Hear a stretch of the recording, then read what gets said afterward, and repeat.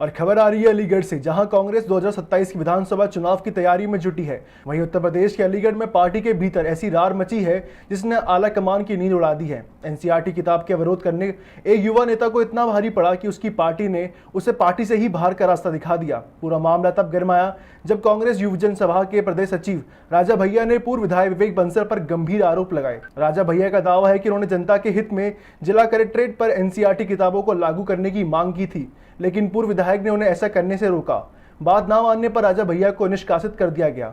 राजा भैया ने आरोप लगाया कि अलीगढ़ में विवेक बंसल के सिंडिकेट की वजह से कांग्रेस खत्म हो रही है। उन्होंने निष्कासन की प्रक्रिया पर भी सवाल उठाए हैं। उनका कहना है कि एक महानगर अध्यक्ष बिना हस्ताक्षर के सोशल मीडिया पर प्रदेश सचिव के निष्कासन का पत्र कैसे जारी कर सकता है। देखिए हमारे सहयोगी शाजी सिद्दीकी की ये खास रिपोर्ट। आज की पत्रकार वार्ता, जैसे कि आपको ज्ञात है कि मैं पिछले कई दिनों से शिक्षा माफियाओं के खिलाफ और एनसीईआरटी पैटर्न को लागू कराने के लिए एक लड़ाई लड़ रहा हूं, जिसमें हम संयुक्त तरीके से लड़ाई लड़ रहे थे, जो कि यूपी गवर्नमेंट ने भी कहा था कि सेशन 2026-27 में एनसीईआरटी का पैटर्न लागू होना चाहिए। इसी को लेकर के हम लड़ाई लड़ रहे थे। इतने में ही कांग्रेस पार्टी के पूर्व विधायक और स्वघोषित ठेकेदार का मेरे पास फोन आता है और वो ये कहते हैं कि आप इस लड़ाई को मत लड़िए और आवाज पाकर के बात करो। आपको ये बात मालूम है कि कई स्कूलों के लोगों से मेरे ताल्लुकात हैं और कई स्कूलों की समिति का मैं सदस्य भी हूं, तो इस मामले को ज्यादा मत उठाओ, आवाज पा करके मुलाकात करिए। मैंने उस बात को दरकिनार कर दिया और उन्होंने ये बात मुझसे कही कि अलीगढ़ कांग्रेस में वही आदमी चल पाया है जो मेरी कोठी पे आएगा।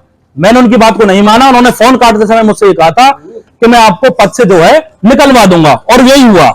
कल शाम 6 बजे मुझे सूचना मिली कि अलीगढ़ महानगर अध्यक्ष ने एक फर्जी पत्र मेरे खिलाफ जारी किया और अलीगढ़ महानगर के अध्यक्ष ने यह कहा कि हमने राजा भैया को 6 साल के लिए पार्टी से निष्कासित कर दिया है, क्योंकि वो डीयू के छात्र संघ के चुनाव में भाजपा कैंडिडेट के समर्थन में गए थे।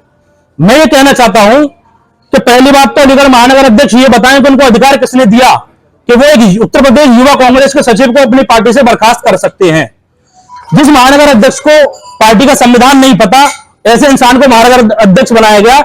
इससे बड़ी कांग्रेस के लिए दुर्भाग्य की बात कुछ नहीं हो सकती। लेकिन बाद में फिर उन्होंने, जब मैंने अपना बयान जारी किया, मैंने अपना स्पष्टीकरण दिया कि साहब यूथ कांग्रेस के कार्यकर्ता को सिर्फ यूथ कांग्रेस ही सस्पेंड कर सकती है, पदमुक्त कर सकती है, अन्यथा किसी को करने का अधिकार नहीं है। तो उन्होंने फर्जी पत्र ये यूथ कांग्रेस का आज बनवा करके जो है मीडिया को भेजा और कहा कि राजा भैया को प्रदेश सचिव के पद से प्रदेश अध्यक्ष व राष्ट्रीय सचिव ने 2025 में जो बर्खास्त कर दिया था। यह पत्र पूरी तरीके से फर्जी है, जिस पर साइन भी फर्जी है, क्रमांक नंबर नहीं है, लेटर हेड यूज नहीं हुआ है। एक स्वघोषित ठेकेदार को बचाने के लिए कांग्रेस के कई पदाधिकारियों को मोहरा बनाया गया है।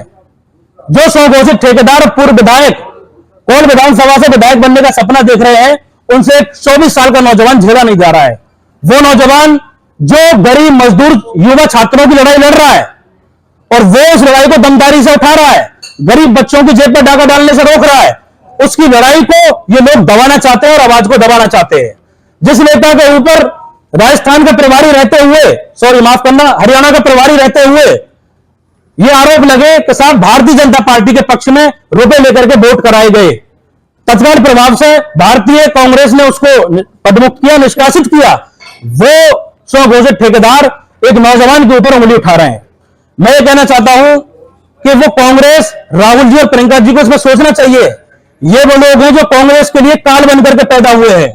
कांग्रेस की ताबूत में आखिरी कील ठोकने वाले इस अलीगढ़ के स्वघोषित कांग्रेस के नेता और ठेकेदार ये जान लें कि राजा भैया को बर्खास्त करके, फर्जी बर्खास्त के पत्र वायरल करके उनकी आवाज को दबा देंगे तो बिल्कुल भी हो नहीं पाएगा। इसमें आपने ऊपर जानकारी करी कि लेटर जो है जमा से ऊपर आपको देखिए 2025 का पत्र जो ये दिखा रहे हैं, मेरे पास 2025 के बाद से कोई भी सूचना प्रदेश कार्यालय, राष्ट्रीय कार्यालय से नहीं आई कि आपको हटाया गया है, और ना ही मुझे हटाया गया। मैं आज भी प्रदेश सचिव हूं, रहूंगा।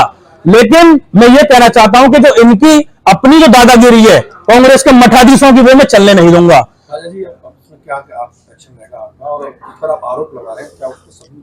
बिल्कुल, मैं ये कहना चाहता हूं कि जो इंसान हमारे समुदाय के ऊपर राजनीति करना चाहता है, विधायक बनना चाहता है, सांसद बनना चाहता है, उसकी हैसियत नहीं है कि वो पार्षद भी बन जाए, और उसी समुदाय का लड़का 24 साल का लड़का खड़े होता है सिस्टम से लड़ने के लिए, तो इन पे जो है वो पच नहीं पा रहा है। ये स्वयं घोषित जो ठेकेदार आप बता रहे हो, क्या नाम है? देखिए अलीगढ़ के पूर्व विधायक माननीय विवेक बंसल जी कांग्रेस को बर्बाद करने में कोई कसर नहीं छोड़ रहे हैं।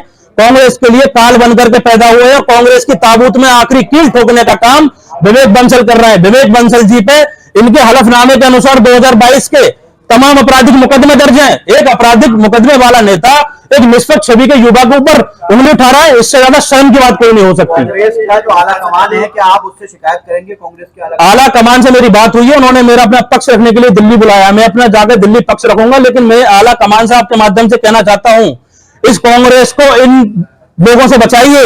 ये लोग 2024 के चुनाव में चौधरी विजेंद्र साहब के खिलाफ जाकर के भाजपा को चुनाव लड़ाते हैं। 2022 के चुनाव में भाजपा के नेताओं के समर्थन में खुल करके जनसंपर्क करते हैं। नगर निगम के चुनाव में जाकर के भाजपा से पैसे लेकर के उनको चुनाव लड़ाते हैं, और ये फिर कहते हैं कि साहब हम कौम के और जो है समाज के हितैषी हैं। ये हितैषी नहीं है, ये देश के और जिले की गुमराह को, पब्लिक को गुमराह करना चाहते हैं। और मैं ये कहना चाहता हूं कि ये अवाम ये जान ले कि जो अवाम के मुद्दों को उठा रहा है वो लोग इनसे बर्दाश्त नहीं हो पा रहे हैं। ये शिक्षा माफियाओं से मिले हुए लोग हैं, इनके पास महीनेदारी आती है, स्कूलों में जाकर के ये मुख्य अतिथि बनकर के बैठते हैं, इनके बिजनेस प्रोटोकॉल होते हैं। इस प्रोटोकॉल के चलते शिक्षा माफियाओं के दबाव में आकर के उन्होंने एक्शन लिया है और महीनेदारी खुल करके ले रहे हैं। शिक्षा माफियाओं के पैसे से ही इनके जो है संस्था चल रही है।